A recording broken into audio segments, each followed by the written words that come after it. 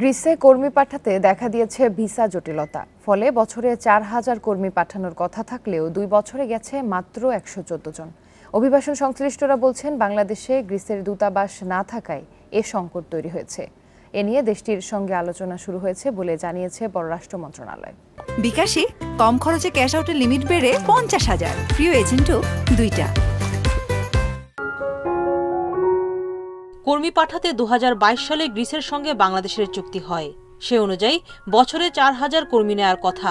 কৃষি শ্রমিক হিসেবে দেয়া হবে ৫ বছরের ওয়ার্ক পারমিট। কিন্তু ২০২২ সালে গ্রিসে গেছেন মাত্র ১২ জন, ২০২৩ সালে ৭৭ জন এবং এবছর ২৫ জন কর্মী।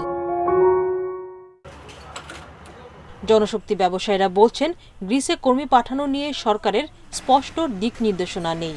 এছাড়া ভিসা জটিলতাও রয়েছে। প্রতি বছর জব মার্কেটে ২৫ লক্ষ লোক ঢোকে, সেখান থেকে আমরা ৪,০০০ লোক গ্রিসের মতো দেশে পাঠাতে পারবো না, এটা আমার কাছে বোধগম্য নয়। আমাদের ইউরোপের পার্টিকুলার যে কয়েকটা দেশে আমাদের সাথে চুক্তি হয়েছে এবং আমাদের লোক যাচ্ছে, সেসব দেশের একটা কনসুলেট অফিস এখানে বা তাদের কোনো সার্ভিস সেন্টার এখানে খোলা যায় কিনা, না হলে পরে আমরা এই মার্কেটগুলো হারাবো। এ নিয়ে গ্রিসের বাংলাদেশ দূতাবাসের কর্মকর্তা জানিয়েছেন, ১৬ এপ্রিল এথেন্সে দুই দেশের পররাষ্ট্রমন্ত্রীর বৈঠক হয়েছে। ঢাকায় গ্রিসের দূতাবাস চালু হলে সংকট কেটে যাবে।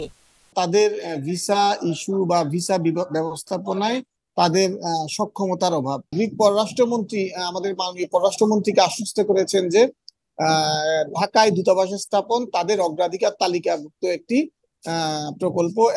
তবে অভিবাসন বিশেষজ্ঞরা বলছেন, গ্রিসের মতো আরও অনেক দেশে মৌসুমী কর্মী পাঠানোর সুযোগ রয়েছে। সেদিকে সরকারকে নজর দিতে হবে। অভিবাসন খরচটাকে একেবারেই কমাতে হবে এবং আমরা যেটা দাবি করি যে এই অভিবাসন খরচটা যেটা হওয়া উচিত সেটা হচ্ছে 0 অথবা এটা এমপ্লয়ার পেইড মডেল।